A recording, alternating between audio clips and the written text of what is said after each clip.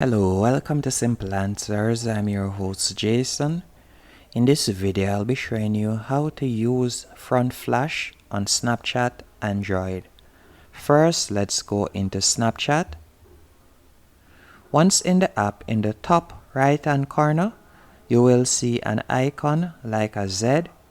That's the flash icon. At the moment, you can see that it has an X beside it. To enable the front flash, you'll simply tap on that icon. And as you can see right here, tap anywhere on the camera to dismiss. As you can see, this is the front flash. And you can simply zoom right here. You can change the tone.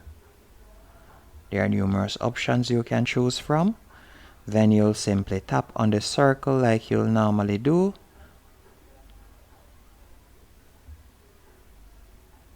To record a snap. And that's it. Hope you found this video helpful and informative on how to use front flash on Snapchat Android.